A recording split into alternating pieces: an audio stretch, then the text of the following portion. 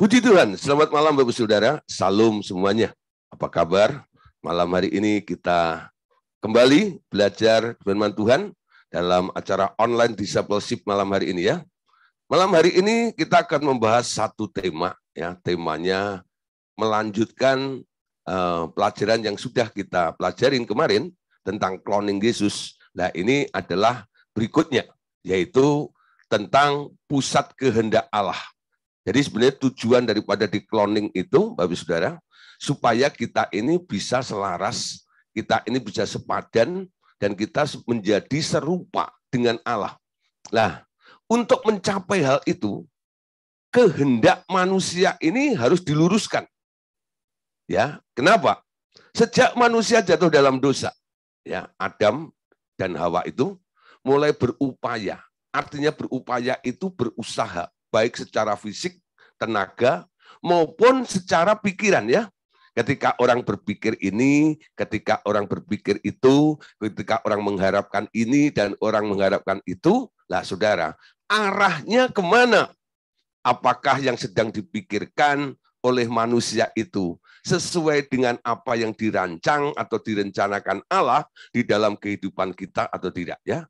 Karena kita ini buatan Allah, diciptakan dalam Kristus Yesus untuk melakukan perbuatan yang telah dipersiapkan oleh Allah sebelumnya. Betul? Jadi kita harus tahu plan Allah dalam kehidupan kita ini apa. Ya. Nah, kalau kita sudah tahu plannya, rencana Allah kemana Tuhan mau bawa kehidupan kita ini, lalu kita mengikuti tracknya Allah ini, saya percaya saudara, kehendak Allah yang Anda lakukan. Oleh sebab itu, malam hari ini kita akan meluruskan semua hal supaya kalau ada yang sudah melenceng dari kehendak Allah, sekarang balik lagi ya.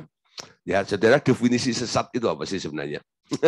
Banyak orang kadang-kadang debat, ini sesat, pelajaran itu sesat, si A ini sesat, dan itu sesat.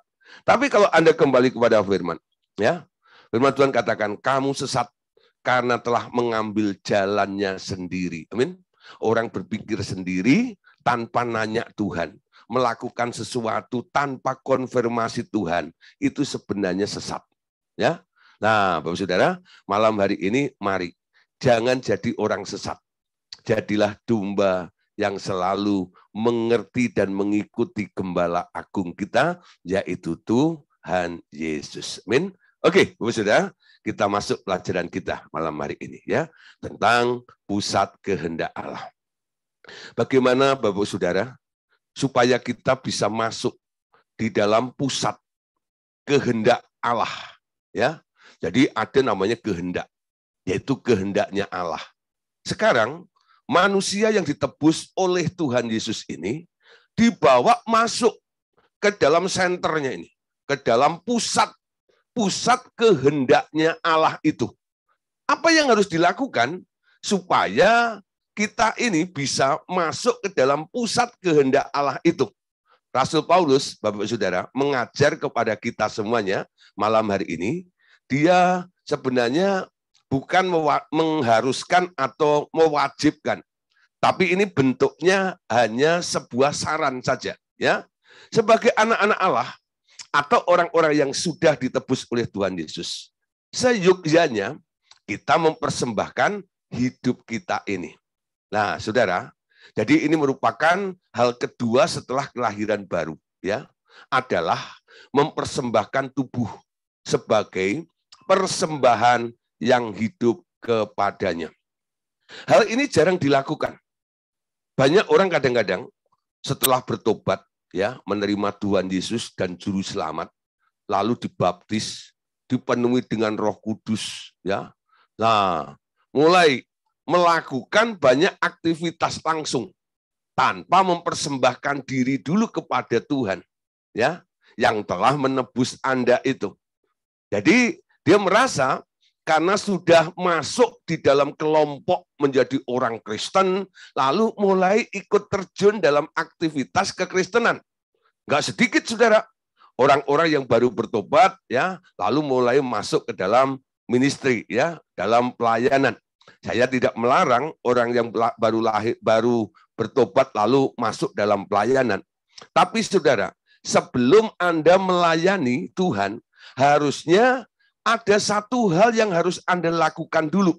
Sebelum Anda mungkin menginjil, Anda melayani Tuhan dalam bidang apapun juga, ya, yang lainnya, Anda harus melakukan satu hal ini lebih dahulu, yaitu persembahkan hidupmu kepada Tuhan.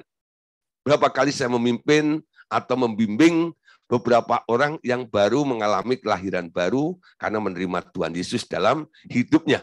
Ya, apa yang saya lakukan? Ya, untuk membimbing orang-orang tersebut. Pertama, ya, orang tersebut harus bertobat, ya, mengakui Tuhan Yesus sebagai Tuhan dan juru selamatnya, meninggalkan kehidupan lamanya. Lalu setelah itu, langkah yang kedua yang saya anjurkan kepada orang tersebut, persembahkan hidupmu kepada Tuhan. Ya, persembahkan hidupmu kepada Tuhan. Kadang-kadang saya bimbing dalam berdoanya juga. Ayo, tirukan saya berdoa. Tuhan Yesus, terima kasih Engkau telah menebus saya. Sekarang aku boleh menjadi keluarga Allah. Sekarang aku adalah anaknya Allah. Bapa yang ada di surga, saat ini aku persembahkan hidupku kepadamu. Pakai hidupku ini untuk menggenapi rencanamu dan melakukan setiap kehendakmu. Ya, nah doanya nggak usah bertele-tele. Poinnya saja Anda mulai ucapkan di hadapan Bapak di surga. Jadi bagi Bapak Ibu Saudara yang belum pernah mempersembahkan hidup Anda kepada Tuhan, tapi sudah terlanjur terjun dalam setiap ya kegiatan-kegiatan pelayanan dan sebagainya. Nah, berhenti dulu dari pelayanan-pelayanan tersebut. Ambil waktu. Ya. Tuhan, ampuni saya. Karena saya ya setelah ditebus langsung melayani Engkau tanpa mempersembahkan hidupku dulu kepadamu. Nah, saudara, hidup yang dipersembahkan itu akan membuat Tuhan yang menerima persembahan Anda ini, dia akan lebih leluasa, lebih mudah mengarahkan dan memakai hidup Anda daripada ya hidup yang tidak pernah dipersembahkan kepada Tuhan. Pak, orang melayani apakah tidak bisa dikategorikan sudah mempersembahkan hidup kepada Tuhan? Belum tentu, saudara. Ya, orang yang sudah terjun dalam pelayanan, tapi nggak mempersembahkan hidupnya kepada Tuhan, itu belum bisa dikategorikan, ya, dia orang yang sudah mempersembahkan hidupnya kepada Tuhan. Ya, nah, saudara, kita tahu, ya, orang bisa melayani dengan idenya sendiri. Orang bisa melayani Tuhan dengan kemauannya sendiri. Orang bisa melayani Tuhan dengan caranya sendiri, betul? Karena dia merasa punya skill, karena dia merasa punya duit, karena dia merasa punya koneksi, ya. Lalu dengan caranya sendiri, dia mencoba menyenangkan hati Tuhan, menguntungkan kerajaan surga, memenangkan jiwa-jiwa, dan hasilnya wow, menjadi gereja yang raksasa, ya, gereja dengan jemaat yang besar dan sebagainya. Ya, saudara, kapasitas seperti itu belum tentu dibangun dari dasar yang benar. Harusnya seorang hamba Tuhan adalah orang yang telah mempersembahkan hidupnya kepada Tuhan lebih dahulu, sehingga Tuhan berdaulat penuh di dalam kehidupan Anda. Ya, ketika Anda mulai melayani secara total kepada Tuhan, apalagi yang pelayanannya sepenuh waktu, saudara, apa yang Anda lakukan karena Anda sudah mempersembahkan hidupmu kepada Tuhan, dan Tuhan punya otoritas atas hidup Anda, yang Anda lakukan dalam pelayanan adalah rencana dan keinginan Tuhan. Itu maunya Tuhan, bukan mau Anda. Amin.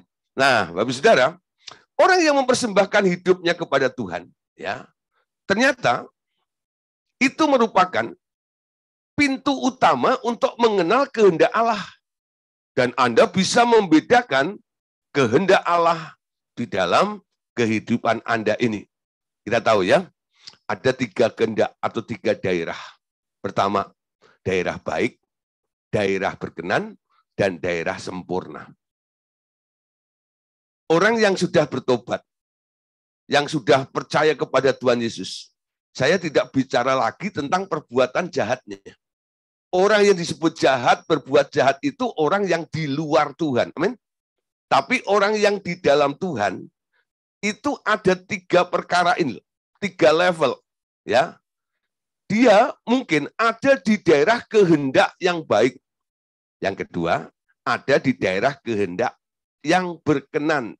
Yang ketiga adalah ada di daerah yang sempurna. Ketika Anda mempersembahkan hidupmu kepada Tuhan, Anda akan bisa membedakan. Saya ini sudah baik di hadapan Tuhan, atau sudah berkenan di hadapan Tuhan, atau sudah sempurna di hadapan Tuhan. Mana yang Anda pilih? Ya. Nah, kalau idealisme, ya idealnya sebenarnya semua pasti milih yang melakukan kehendak Allah yang sempurna di dalam kehidupan kita. Betul? Maunya begitu. Kalau disuruh pilih. Tapi fakta, realitanya, apa yang Anda lakukan dan Anda ada di daerah yang mana? Kebanyakan ada di daerah yang nomor 1. Ya, ini kan baik. Bikin gereja kan baik. Betul enggak ya? Mendoakan orang sakit kan baik. Bikin bakti sosial kan baik. Betul? Saya kan enggak nyolong. Saya kan enggak gebukin orang supaya orang jadi sakit. Saya kan sembuhkan orang itu. Nah, saudara, kadang-kadang Anda merasa sudah berbuat baik nih. Tapi perbuatan baik ini itu cara atau pikiran siapa? Menurut takaran siapa? Kalau menurut saya, itu baik, belum tentu menurut Tuhan itu baik. Coba ya, saudara, kita bandingkan begini. Saya umpama ya, ketemu dengan Bu Sandra. Nah, sekarang di Jakarta jadi enak ketemunya, ya. Tinggal lari ke Otesta aja ya. Nah, sana, lalu ngobrol-ngobrol, ternyata Bu Sandra punya rencana. Saya juga punya rencana, ya. Ketika saya utarakan rencana saya yang baik itu, lalu Bu Sandra punya cara pandang yang berbeda. Nangkepnya berbeda. Lalu bilang, Pak, kayaknya itu nggak baik loh. Saya nggak setuju. Saya nggak mau ikut. Gitu? Saya nggak mau ikut. Lah, kenapa? Karena Bu Sandra mungkin ngerti daerah itu. Ngerti siapa yang akan kita jangkau itu. Keinginan saya yang baik itu, ya, karena saya terbatas cara memandangnya, penilaian saya, sementara Bu Sandra lebih punya pengalaman di daerah itu, dia lebih ngerti akibat dari apa yang saya lakukan nanti, itu akibatnya apa. Contoh ya, ada orang nih ajak saya untuk kumpulin dana untuk membantu salah satu panti asuhan. Ya, nggak tahu dia dapat brosur dari mana atau berita dari mana. Lalu saya mulai cross check. Saya punya link, saya punya teman-teman. Nah, saya tidak sebut panti asuhannya. Ternyata, saudara, itu panti asuhan berdiri ketika terjadi kerusuhan di Ambon dulu ya. Nah, saudara, itu banyak orang-orang Ambon yang dievakuasi ke Jakarta. Nah, mereka kehilangan bapaknya, orang tuanya. Nah, awalnya sudah kelihatannya mulia ya. Mereka mengadopsi mereka, kasih makan ini dan itu dan sebagainya. Nah, saudara, apa yang terjadi? Setelah mendapat perhatian dari banyak orang, banyak sumbangan mulai masuk, saudara. Nah, apa yang terjadi, saudara? Itu anak-anak itu mulai jadi materi untuk dipublikasikan saja. Nih loh, ada korban, ya, ada korban kerusuhan Ambon. Ini orang-orang di sini banyak nih. Siapa yang mau bantu? Yang bantu itu luar biasa banyaknya. Sampai boleh dibilang duit itu numpuk semuanya. Tapi nggak pernah dibeliin fasilitas untuk anak-anak itu. Ya, nah ada satu orang RTM ajak saya ke sana. Nah, tapi sebelumnya dia udah survei ke sana. Lihat anak-anak itu tidur di tikar, sudah sama karpet itu. Nah, dia hubungin beberapa temannya, beliin tempat tidur, sudah. Itu bukan satu loh. Tempat tidurnya itu banyak beliinnya, hampir 50 tempat tidur kalau nggak salah, gitu ya. Beliin semuanya, terus gitu ya.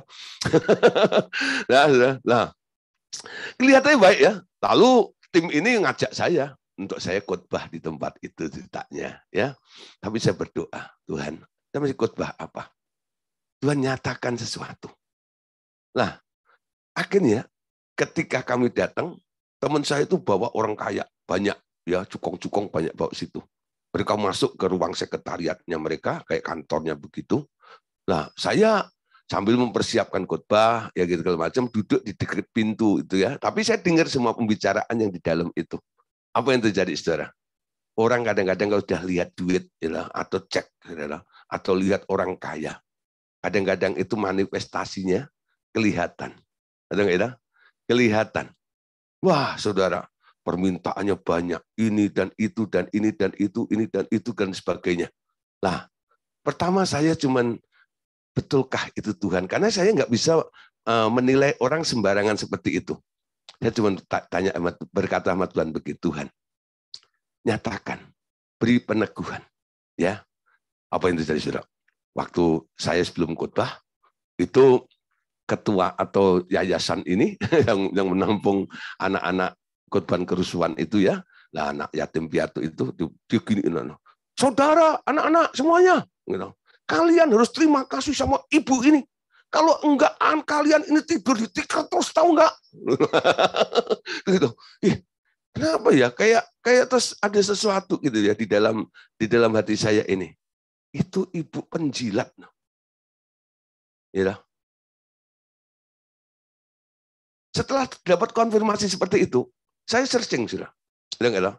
Nah, ada beberapa laporan-laporan orang-orang yang pernah ke situ tuh tanggapannya apa, responnya apa, keberatannya apa, dan banyak yang kecewa juga nih di situ gitu.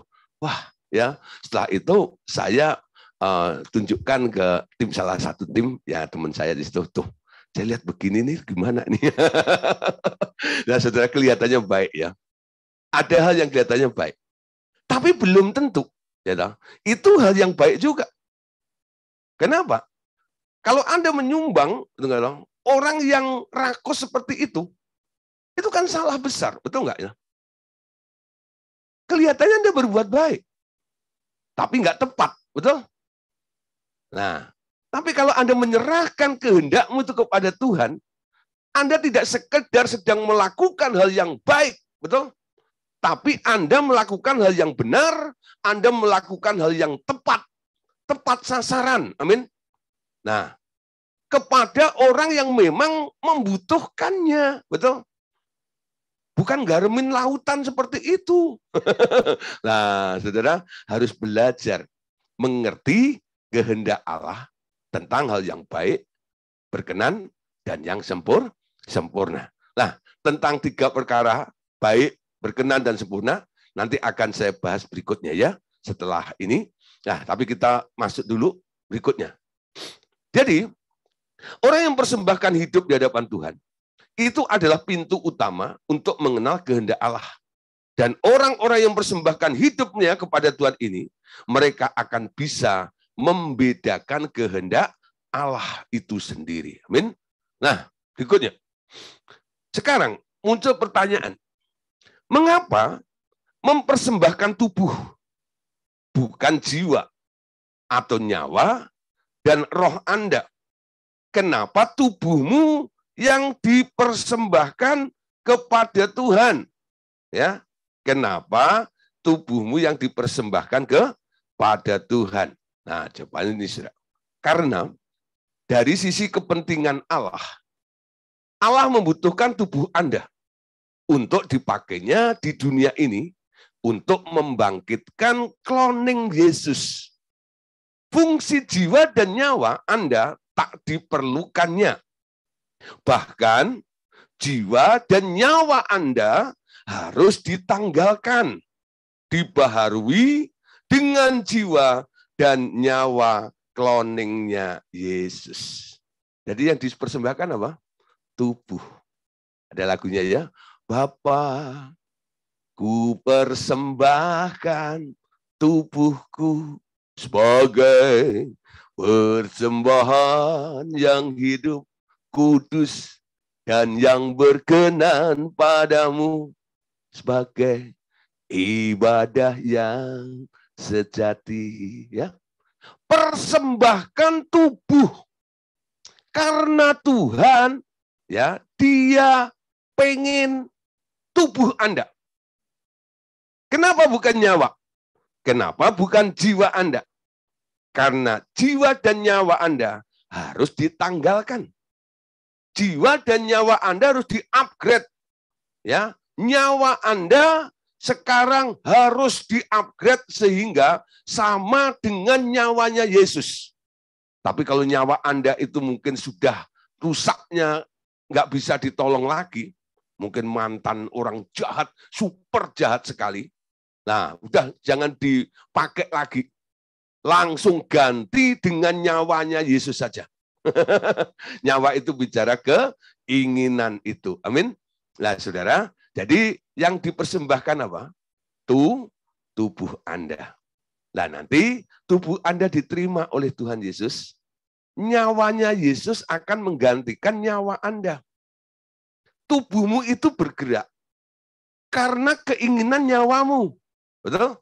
Tubuhmu jadi baik, tubuhmu jadi jahat, itu karena kondisi jiwamu, betul? Nah, ketika jiwanya Yesus, nyawanya Yesus itu mempengaruhi tubuhmu yang telah dipersembahkan kepada Allah, saya percaya, apa saja yang Anda perbuat dengan anggota-anggota tubuhmu, baik itu matamu, hidungmu, tanganmu, kakimu, pikiranmu, ya, itu semuanya nanti, ya, semua anggota tubuhmu ini, organ anggota tubuhmu ini akan melakukan sesuai dengan apa yang Tuhan ingin lakukan. Amin. Nah, saudara, berikutnya. Dan dari sisi kepentingan Anda, itu tadi kepentingan Allah ya. Roh Anda yang memerlukan keselamatan disatukan dengan roh cloning Yesus di dalam Anda. Tuhan Yesus selalu memerlukan tubuh untuk hadir di dunia ini. Amin. Nah, saudara, jadi sekarang kita lihat. Tuhan Yesus memerlukan tubuh untuk hadir di dunia ini. Dengar ya sekarang. Tuhan Yesus perlu tubuh. Kok bisa, Pak? Iya. Ketika Tuhan Yesus naik ke surga, dia kehilangan apa? Halo? Ketika Tuhan Yesus naik ke surga, Tuhan Yesus kehilangan apa? Kehilangan dompet? Bukan. Kehilangan apa? Ketika Tuhan Yesus naik ke surga, disaksikan 120 orang itu di Bukit Zaitun itu, ya, setelah 40 hari Tuhan Yesus melalang buana di bumi setelah bangkit, ya, untuk menguatkan murid-muridnya, lalu dia diangkat. Kita peringati sebagai hari kenaikan Tuhan Yesus itu. Tuhan Yesus kehilangan apa? Kehilangan tubuh. Tubuh fisiknya, tubuh materinya hilang. Diganti dengan tubuh kemuliaan. Nah, saudara, di materi ini orang butuh melihat realitanya. Supaya mengerti Yesus itu seperti apa sih? Ya, 2000 tahun yang lalu, ketika Tuhan Yesus ada di muka bumi, Tuhan Yesus itu berkeliling dari kota ke kota, dari desa ke desa, sambil berbuat baik, menyembuhkan orang sakit. Oh, itu Yesus ya? Ya? Oh, itu Yesus ya? Nah, sekarang orang pengen melihat Yesus, bukan? Bagaimana orang bisa melihat Yesus? Satu kali, kalau ada orang, ya, tanya kepada Pak Andreas Andi, ya, di Cikarang, tanya, Pak Andreas, Andi, Yesus itu seperti apa sih? Jawabnya apa? Entar. Aku lihat dulu di Google ya. Nanti saya kasih gambarnya Tuhan Yesus. Yang apa namanya? Model bule atau model Asia ya? Kalau yang model bule matanya biru. Yang model Asia nanti begini nih, ya. Yang rambut gondrong atau rambut keriting ya. Nah, ayo. Itu aneka ragam. Adalah gambar Yesus kalau Anda searching di Google itu ya. Macam-macam nih gambarnya. Ya, dengan versi masing-masing. Ya, apakah gambar Yesus itu seperti itu? Yesus nggak pernah difoto, saudara. Enggak ya? Jadi itu sebenarnya hanya ilustrasi saja. Gambar Yesus, ya, digambarkan karena dia lahir, ya, di Timur Tengah. Gambarnya itu kayak begini. Rata-rata orang sana kira-kira seperti inilah, gitu. Tapi apakah Yesus wajahnya seperti itu? Enggak. Ya. Nah, saudara, bagaimana ya, kita bisa menjawab kalau orang tanya, Yesus itu seperti apa? Orang yang sudah mengerti, yang pernah ikut pemuritan berapa kali, mereka langsung bisa jawab. Ya, saya pernah bawa tim. Ya, lalu ada orang nanya hal serupa begini, Pak, saya ingin tahu Yesus itu seperti apa ya? Saya tunggu jawaban dari murid-murid saya yang ikut rombongan saya ini. Nah, saya beri kesempatan untuk mereka jawab. Nah, lalu ada yang menjawab.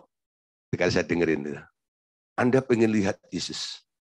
Iya, Yesus di depanmu. Mana? Gitu ya? Yesus di depanmu. Mana? Loh, kamu nggak lihat Yesus ya?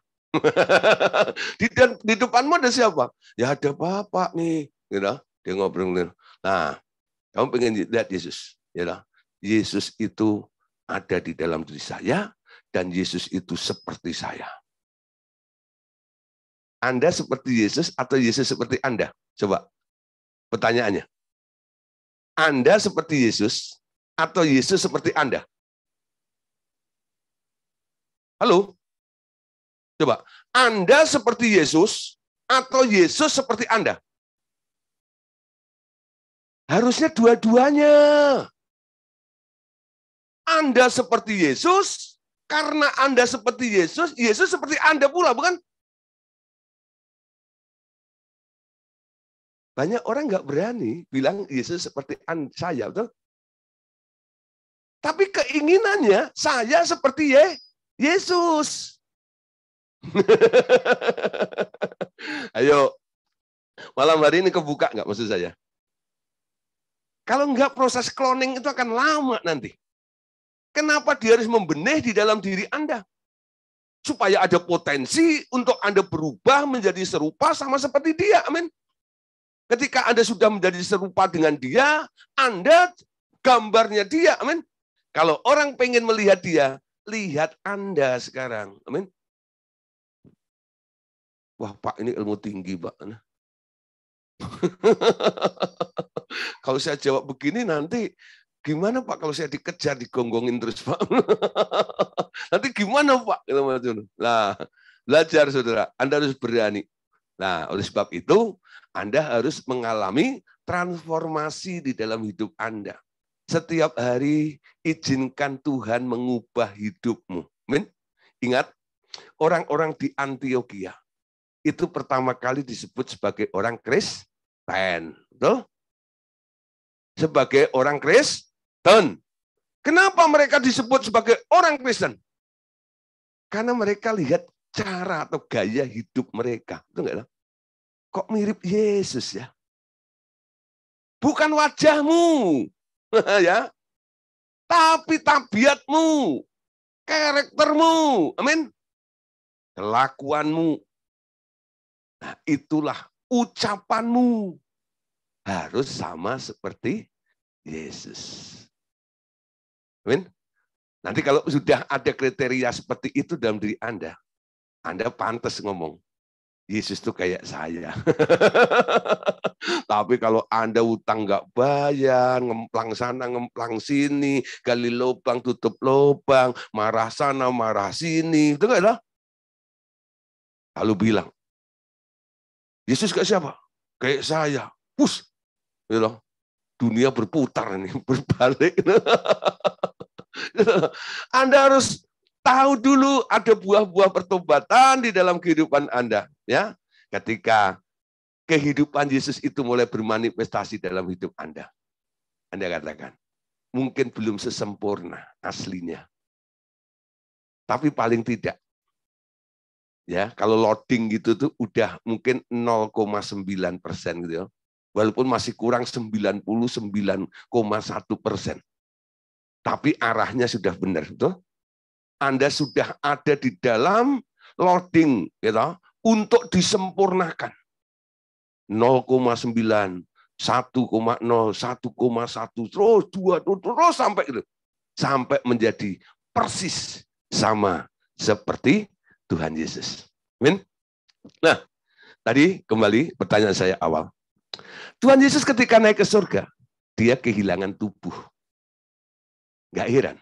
Sekarang dia cari casing, cari tubuh untuk menaruh nyawanya, untuk menaruh jiwanya, supaya bisa bermanifestasi kembali di muka bumi ini. Amin.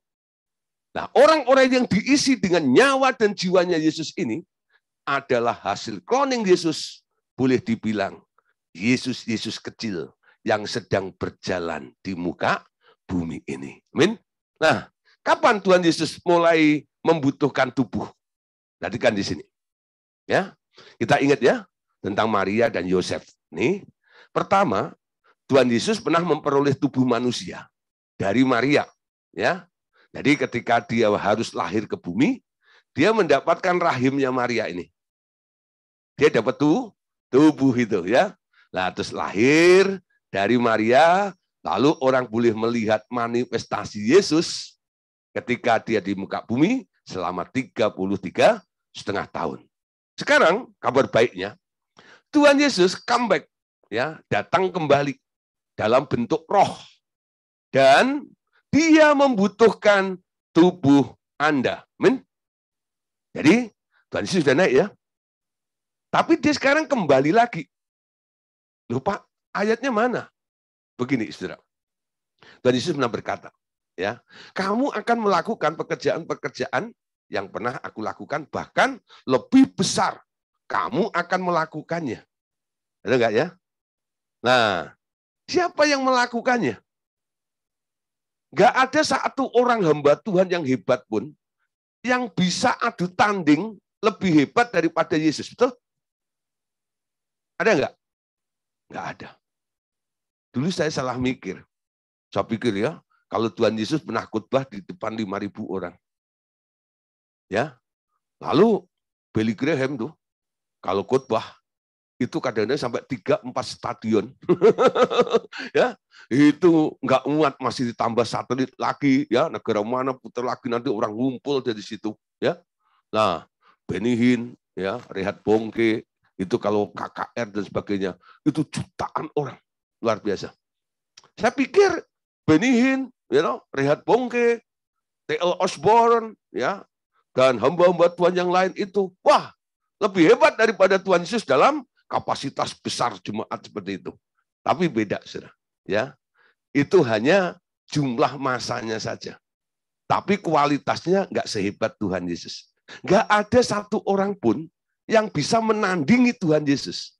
Ya, tapi ada orang-orang yang bisa melakukan pekerjaan-pekerjaan Yesus yang lebih besar daripada apa yang pernah Yesus lakukan di masa lampau.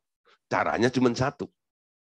Tubuhnya adalah tubuhmu, tapi keinginannya, nyawanya adalah nyawanya Yesus. Jiwanya adalah jiwanya Yesus. Roh dan tubuhnya adalah rohmu. Amin. Malam hari itu ya. Jadi Yesus sekarang sedang cari tubuh. Nah, oleh sebab itu, baca Roma pasal 12 ayat pertama. Nah, dari tadi belum buka ayat ya. Roma 12 ayat pertama. Paulus menasihatkan kepada jemaat di dalam jemaat Roma ini. Karena itu, saudara-saudara, oleh kemurahan Allah aku menasihatkan kamu supaya kamu mempersembahkan tubuhmu sebagai persembahan yang hidup, yang kudus dan yang berkenan kepada Allah. Itulah ibadahmu yang sejati. Amin. Kenapa harus mempersembahkan tubuh? Nah, ayat ini disambung dengan ayat berikutnya, yaitu ayat yang kedua. Janganlah kamu menjadi serupa dengan dunia ini, tetapi berubahlah oleh pembaruan budimu, sehingga kamu dapat membedakan manakah kehendak Allah, apa yang baik, yang berkenan kepada Allah, dan yang sempurna. Amin. Nah, ketika tubuh itu dipersembahkan, Bapak Ibu Saudara lihat di sini, Anda akan bisa membedakan mana itu kehendak Allah. Dan di dalam kehendak Allah itu Anda juga bisa membedakan apa yang baik, apa yang berkenan, dan apa yang sempurna. Amin. Yang Anda pandang baik belum tentu itu baik di hadapan Allah. Amin. Nah, karena penilaian seseorang itu relatif. Kebaikan itu macam-macam ya. Ada kebaikan yang sifatnya personal atau pribadi. Menurut saya baik, menurut orang lain mungkin tidak baik. Ada juga perbuatan baik yang disebut itu perbuatan baik secara diakui oleh lingkungan. Ya, ada saudara, ya, satu lingkungan waktu saya masih tinggal di Solo dulu, waktu masih pelayanan di Solo tahun 90-an, ya, saya pelayanan di sana. Ada satu daerah atau satu ya lokasi gitu loh.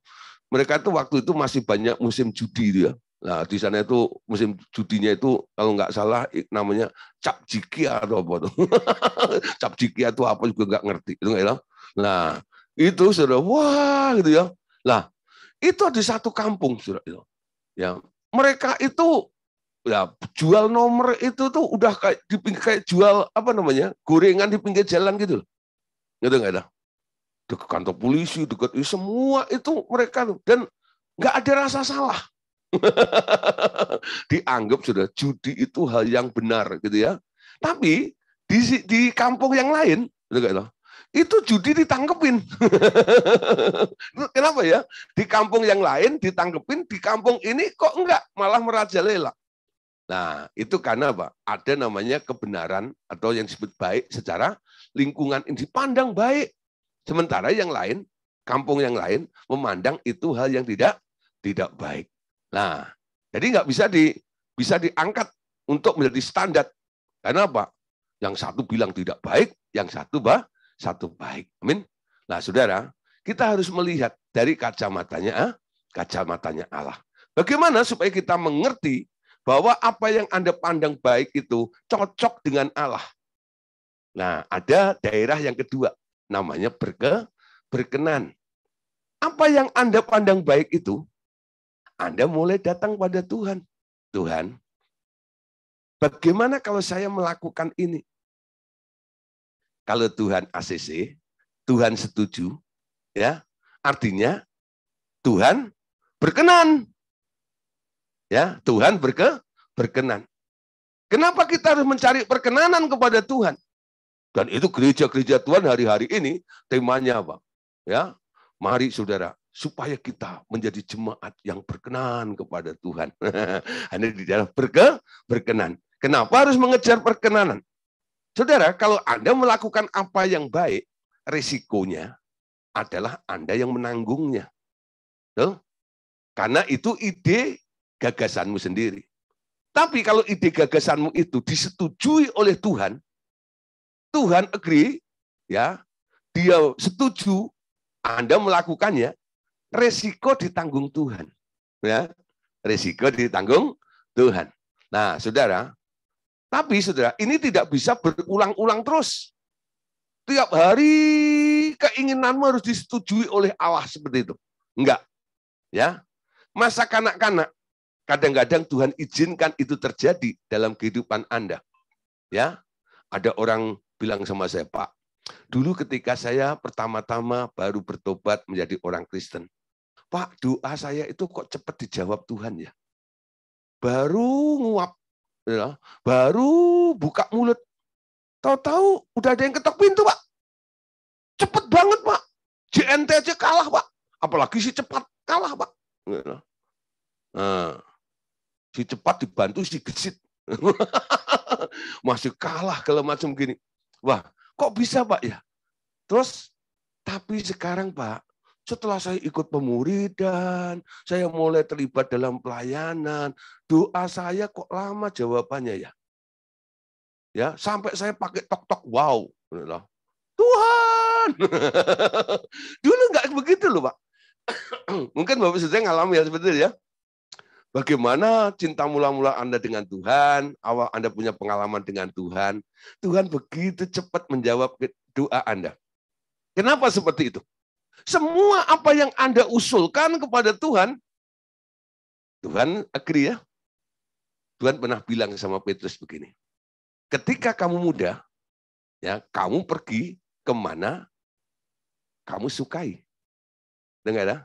Tapi ketika kamu tua atau dewasa nanti, orang akan mengikat kamu, dan orang yang mengikat kamu itu akan membawa kamu pergi sesuai dengan apa yang diinginkan oleh orang yang mengikat kamu itu. Jadi ketika kita semakin dewasa di dalam Tuhan, ya, Anda tidak nyeret-nyeret Tuhan, tapi Anda diseret oleh Tuhan. Betul ya? Tidak terus meminta perkenanan kepada Tuhan terus. Mulai mengerti apa kehendak Tuhan yang sebenarnya di dalam kehidupan kita ini. Nah, oleh sebab itu, masuklah pada kehendak tahapan yang ketiga, yang disebut sempurna. Katakan sempurna. Sempurna. Sambil angkat jempol, kalau punya jempol. Nah, sempurna. Wah, win. Sempurna. Kehendak sempurna itu bagaimana, Pak? Kehendak sempurna itu begini loh. Ya. Anda dengar apa yang Tuhan mau. Lalu Anda setuju dengan Tuhan. Dan Anda melakukannya. Itu sempurna namanya. Amin. Yang datangnya dari manusia nggak ada yang sempurna. Walaupun orang itu orang paling baik di dunia sekalipun. Amin. Yang sempurna itu hanya yang datangnya dari Allah. Amin. Ya, idemu nggak ada yang sempurna. Idenya Allah yang sempurna. Daud mengatakan, perbuatan tanganmu yang sempurna. Musa berkata, jalan-jalanmu yang sempurna. Tuhan, Engkau yang sempurna. Keinginanmu yang sempurna. Ketika Engkau mengadopsi semua keinginan Allah di dalam kehidupan Anda sedang berjalan dan melakukan sesuatu di daerah yang sempurna itu. Amin. Gak usah nyocok-nyocokin dengan Tuhan lagi. Tuhan boleh enggak? Berkenan enggak? Dia yang nyuruh kok. Dia yang pengen, betul? Anda tinggal melakukannya. Mengikuti program polanya itu. Nah, saudara, itu tujuannya. Kenapa dia menginginkan ya atau mencari tubuh itu. Nah, Ibrani 10 ayat 5 sampai ayat yang ke-6. Karena itu ketika ia masuk ke dunia, ia berkata, kurban dan persembahan tidak engkau kehendaki, tetapi engkau telah menyediakan tubuh bagiku kepada kurban bakaran dan kurban penghapus dosa. Engkau tidak berkenan menyediakan tubuh. Kapan Tuhan melihat ada tubuh-tubuh yang disediakan? Saat ada orang-orang yang mulai menangkap, mengerti bahwa Tuhan Yesus, dia mau comeback, dia datang ke dunia lagi. Dia mencari tubuh itu. Dan Anda yang punya tubuh, sekarang Anda mulai merespon. Dan Anda katakan, Tuhan Yesus, jadikan tubuhku ini menjadi tubuhmu. Menjadi rumah bagi Tuhan. Amin. Melakukan apa yang Tuhan mau inginkan dalam kehidupan kita. Nah, kalau saya bicara tentang pengajaran seperti ini, ada orang yang mulai bertanya tentang free will atau kehendak bebas. Pertanyaannya, ya, dia selalu bertanya, Pak, sekarang di mana kehendak bebas manusia itu? Ya, di mana kehendak bebas manusia itu? Kenapa muncul pertanyaan seperti ini?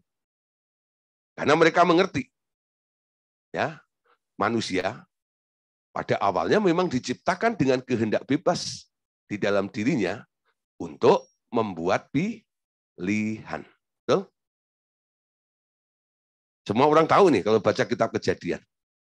Ketika Adam dan Hawa dibuat oleh Tuhan, mereka telah menggunakan kehendak bebas manusia itu dengan memilih mendengarkan si iblis dan memakan buah pengetahuan baik dan jahat. Dan akibatnya mereka membawa seluruh keturunannya jatuh ke dalam dosa. Amin. Nah, saudara, tahu ya. Jadi ketika manusia itu ditaruh di muka bumi, di Taman Eden itu khususnya, Tuhan berkata ya, kepada Adam, semua sekarang ada di dalam kuasamu. Apa yang akan kamu lakukan? Pilihlah, lakukanlah. Ada kehendak bebas. Aku nggak jadikan kamu seperti robot. Ya, aku menghargai pilihanmu. Tapi Tuhan memberi arahan, bukan? Semua buah dalam taman ini boleh kamu makan buahnya. Tapi tentang buah pohon pengetahuan baik dan jahat ini, jangan kamu memakannya. Kalau kamu memakannya, kamu akan mati. Apa saudara yang terjadi? Adam dan Hawa menggunakan hak pilihnya. Dia memilih mendengarkan perkataan iblis. Makan buah pengetahuan baik dan jahat. Nah, saudara, artinya ketika Adam dan Hawa memilih mendengarkan perkataan iblis memakan buah pengetahuan baik dan jahat, Adam telah menggunakan hak pilihnya. Amin. Saya gambarkan begini. Saudara, kalau ada pemilihan umum ya, 5 tahun sekali kalau di Indonesia ini, nah, milih presiden, milih gubernur dan sebagainya gitu. Nah, saudara, nanti Anda mendapatkan surat panggilan ya. Nah, kalau zaman saya waktu kecil dulu lagunya pemilihan umum telah memanggil kita. Ya. Nah, itu zaman-zaman kita kecil ya. Nah, mungkin yang lebih muda dari saya nggak tahu lagu itu. Mungkin versinya udah nge-rap kali ya. Nah, jadi panggilan dapat surat begitu ya. Nah, Anda punya hak pilih. Lalu datang nih ke TPS sana ya. Nah, di TPS itu Anda dikasih kertas tuh untuk dicoblos gitu ya. Ketika Anda sudah coblos, menurut pilihan Anda, lalu Anda nyesel, merasa salah, lalu Anda datang ke panitia, Pak, gitu. Boleh Mbak ganti kertasnya Pak? Tadi saya salah coblos loh, bilang gitu. Itu panitia bilang apa? Oh nggak boleh, gitu. Sudah telanjur coblos, ya itu pilihanmu. Hakmu sudah kamu gunakan. Amin. Nah, hakmu sudah kamu gunakan. Nah, prinsip yang sama ini terjadi juga kepada Adam. Ketika Adam memilih mendengarkan iblis lalu memakan buah pengetahuan baik dan jahat itu, Adam telah menggunakan hak pilih. Kalau hak pilih Anda sudah Anda gunakan, Anda punya hak pilih atau enggak? Enggak punya lagi. Betul enggak ya? Nah, jadi ketika manusia itu sudah menggunakan hak pilihnya, di situ manusia sudah enggak punya hak lagi untuk memilih. Hak itu cuma sekali seumur hidup. Amin. Jangan berpikir kehendak bebas yang Anda punya pengen ini, pengen itu. Itu melanjutkan sebenarnya. Pilihan Anda di daerah mana? Ya, orang yang memilih hidup dalam kebenaran, dia melanjutkan keinginannya untuk berbuat benar seturut kemauannya ya. Tapi dia nyemplung di daerah benar itu pilihan. Ketika menentukan haknya. Amin. Ketika dia menentukan haknya untuk berbuat jahat, lalu melakukan keperbuatan jahat terus setiap hari, ya. Nah, itu kelanjutan daripada apa yang sudah ditentukan oleh dia dalam menentukan hak pilihnya tersebut. Paham ya? Saya harap seperti itu ya. Nah, kehidupan manusia ini selanjutnya mengikuti langkah atau pilihan daripada Adam dan Hawa itu. Memilih memakan buah pengetahuan baik dan jahat. Nggak heran sih ya, manusia itu cenderungnya apa? Pengen tahu. Pengen tahu gitu ya. Lalu sekolah tinggi-tinggi gitu ya, mengejar ilmu tuh sampai ke negeri Cina adanya. Ya sampai nyasar di Hong Kong. Nyari semuanya gitu ya. Nah, itu membuktikan Anda sedang melanjutkan apa namanya? Kehendak daripada si Hawa dan Adam itu tadi itu. Nah, sekarang Saudara, ketika Anda mulai bertobat kepada Tuhan, apa yang dilakukan oleh Allah supaya memulihkan Anda dan saya ini? Ya, kalian lihat. Sekarang ketika Tuhan memutuskan untuk menolong manusia, ini keputusan Tuhan. Melihat manusia yang terus berjalan di dalam pilihannya yang salah itu, sekarang Tuhan datang. Tuhan memutuskan untuk menolong manusia dan mengangkat derajatnya kembali. Ya, tak ada lagi kehendak bebas tersisa di dalam manusia. Sekarang hanya ada satu pilihan. Mau menerima dia dan tunduk kepadanya 100%, atau mau masuk ke neraka, atau setidak-tidaknya dilemparkan di tempat yang namanya kertak gigi itu. Ya, nah Saudara, di sini sekarang kita tahu tak ada lagi pilihan kedua, no more second chance. Ya, hidup kita bukan milik kita sendiri sekarang. Bila mau selamat, Anda tidak boleh punya kehendak sendiri lagi sekarang. Gitu ya. Nah, Saudara, jadi sekarang Tuhan menolong kita. Bagaimana Tuhan menolong kita? Dia memberikan kesempatan kepada Bapak Ibu Saudara. Kesempatan apa yang diberikan oleh Allah kepada kita semuanya ini? Ya. Apa yang diberikan oleh Allah kepada kita ini? Supaya kita kembali kepada derajat seperti Allah gitu kembali. Nah, Saudara, jadi sekarang kita tahu Tuhan mengangkat kita, mengeluarkan kita. Tuhan sekarang ya bertanya kepada semua orang yang sudah mengambil jalan hidup yang salah itu, pilihan yang salah itu. Tuhan tanya, ya, maukah kamu aku tolong? Maukah kamu aku tolong?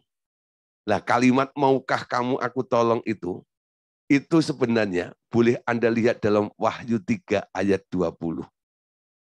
Bunyinya apa? Lihat aku berdiri di muka pintu sambil mengetok. Barang siapa mendengar perkataanku dan membukakan pintu, aku akan masuk. Kenapa Yesus masuk dalam diri Anda? Dia mau menolong Anda. Amin. Dia ketok pintu hatimu. Lembut manis, suara Yesus memanggil. Memanggil kau dan aku. Amin. Nah, memang suara Tuhan itu kadang-kadang enggak sekasar, enggak sebesar suara setan yang mengaum. Kadang-kadang suara Tuhan itu sangat lembut. Tapi ketukan Tuhan itu real. Karena dia mau menolong Anda. Sebenarnya setiap ketukan itu bunyinya gini.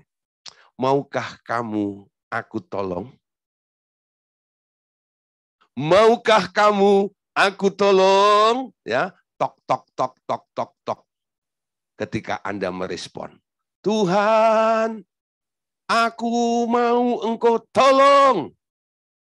Lalu Tuhan tanya, bolehkah aku masuk ke dalam hatimu? Ku buka hati. Ya. Nah, mari masuk. Mari masuk. Masuk hatiku. Amin. Ketika Yesus masuk dalam hati Anda, dia bertahta, dia berkuasa di dalam hidup Anda. Dia mengatur setiap segi kehidupan Anda. Ya. Apa yang paling penting yang Tuhan kendalikan di dalam hidup Anda? Tentang keinginan atau kehendak. Kamu nggak perlu mikir lagi. kamu nggak usah punya kehendak lagi. Biarkan kehendakku yang terjadi di dalam hidupmu. Itu pengennya dia. Tugasmu cuma satu. Setiap hari dengerin perintahku. Dengerin arahanku. Dengerin saranku. Dan lakukan apa yang aku perintahkan. Kerjakan yang menjadi saran yang kuberikan kepadamu. Maka kamu akan melihat sebuah kedahsyatan, keajaiban, kemuliaan yang akan terjadi di dalam kehidupan kita semuanya. Amin. Nah, saudara, kita baca ayat dalam 1 Korintus 6, ayat 19. Orang yang mengundang Tuhan Yesus masuk ke dalam hatinya. Sekarang tubuhnya disebut bait Allah. Kalau dulu bangsa Israel membuat namanya tabut, atau membuat namanya kemah atau tabernakel ini. Nah, awalnya kan cuma kemah. Lalu zaman Salomo dibuat bangunan yang permanen seperti itu. Nah, 1 Korintus 6 ayat 19. Atau tidak tahukah kamu bahwa tubuhmu semuanya adalah tubuhmu semua adalah bait Roh Kudus yang tinggal di dalam kamu. Roh Kudus yang kamu peroleh dari Allah. Dan bahwa kamu bukan milik kamu sendiri. Amin. Jadi ketika kita menjadi bait Allah, tubuhmu bukan milikmu lagi. Tubuhmu miliknya siapa? Miliknya Tuhan. Ini tangannya siapa? Tangannya Tuhan. Ini hidungnya siapa? Hidungnya Tuhan. Amin. Nah, kira-kira tangannya Tuhan itu ngerjain apa ya? Kira-kira. Anda mengerti ya? Nah, supaya tepat. Anda tanya Tuhan, tangan ini boleh mengerjakan apa ya? Mata ini boleh melihat apa ya? Ajukan pertanyaan seperti itu. Kalau Anda belum bisa merasakan atau menemukan durungan atau perintahnya dia, Anda boleh ajukan pertanyaan. Ya, kalau tidak nanti keburu saudara. Tanganmu sudah mengerjakan yang lainnya. Jadi pagi-pagi buta itu ya, setelah remoka, setelah ikut remoka, revival morning call gitu ya. Nah, saudara, jangan langsung goreng nasi goreng ya. Nah, jangan langsung nyapu itu segala macam. Lah, mulai duduk dulu, ya. Bapak, aku persembahkan tubuhku ini. Aku tahu ini bukan tubuhku lagi, tapi tubuhmu. Ini matamu, ini hidungmu, ini mulutmu, ini kakimu, ini tanganmu, ini telingamu. Silahkan engkau melihat, silahkan engkau mencium, silahkan engkau berbicara, silahkan engkau bekerja melalui tangan ini, silahkan engkau berjalan dengan kaki ini. Siapa yang pernah berdoa begitu? Yang belum, besok coba Anda berdoa. Seperti itu. Anda akan kaget. Pertama pasti ada dua keinginan ya. Keinginanmu sendiri dan keinginan Tuhan. Mungkin ada kebingungan seperti orang yang ada di persimpangan jalan. Anda mencoba untuk memilih suara yang mana harus diikuti. Ternyata hari ini gagal nih. Ternyata itu keinginanku, bukan keinginan Tuhan. Nggak apa-apa, besok ulang lagi. Betul nggak ya? Nah, kita bisa karena pengalaman. Betul nggak? Lama-lama jadi canggih nih. Oh, yang ini suara Tuhan nih. Yang ini suara saya ini. Oh, yang ini keinginan Tuhan nih. Yang ini keinginan saya ini. Amin. Sehingga betul-betul anggota tubuhmu nanti akan melakukan, mengerjakan apa yang Tuhan ingin kerjakan di dalam kehidupan Anda. Ya, kalau ada orang nggak bisa terima dengan apa yang Anda lakukan, Anda nggak usah membela diri. Kenapa? Nah, itu bukan pekerjaan Anda, itu pekerjaan Tuhan. Ya, kalau dia memaksa, atas dasar apa kamu melakukan hal ini? Saya sendiri nggak mau, betul nggak ya? Tapi Tuhan yang mau, betul nggak ya? Kayak Petrus tuh, ketika dia harus memberitakan Injil kepada keluarga Cornelius itu. Dia dihakimi ya oleh Mahkamah Agama ya di Yerusalem. Petrus bilang apa? Aku ngerti aturan, bakunya tahu bahwa Injil hanya untuk orang-orang Israel. Tapi kenapa kamu lakukan? Kamu menginjili orang-orang di luar Israel. Aku sendiri sebenarnya nggak mau. Tapi tadi aku lihat ada kain terbentang. Dan Tuhan berkata, ya, apa yang dihalalkan oleh Allah, jangan kamu haramkan. Nah, ketika datang utusan itu perkataan Allah menjadi rema dalam kehidupan saya. Dan saya tahu apa yang harus saya lakukan, walaupun melawan arus sekalipun. Ya, ketika mendapat jawaban seperti itu, rasul-rasul di Yerusalem, ya, yang tadinya menghakimi Petrus itu, dia akhirnya bisa bilang, oh, kalau Roh Kudus yang suruh, ya pasti benar lah. Berarti ini signal bahwa Injil sekarang boleh diberitakan kepada orang-orang di luar Yahudi. Wah, saudara ya. Kalau enggak, Anda enggak selamat malam ini. Gara-gara apa? Gara-gara Petrus itu mau dipimpin oleh Allah. Tuh, gitu? Coba Om Petrus enggak mau. Dia kekeh pada pakem yang lama itu. Ya, jadi hanya sekitar orang Israel aja dia ketemu Tuhan. Yang lainnya, orang binasa semuanya nantinya. Paham habis itu ya? Jadi banyak hal yang akan terjadi. Ketika hidup ini dipersembahkan. Hasilnya, dampaknya di luar apa yang bisa Anda pikirkan. Lebih dahsyat daripada apa yang bisa Anda lakukan. Kenapa? Dia akan bekerja secara maksimal melalui kehidupan Anda. Dia akan pakai matamu, dia akan pakai hidungmu, dia mau pakai mulutmu, dia mau pakai tanganmu, dia mau pakai kakimu. Ya, untuk apa? Untuk kemuliaan nama Tuhan itu. Amin. Nah, saudara, jadi sekarang kita tahu ya, malam hari ini ya kita bicara satu perkara ini dulu.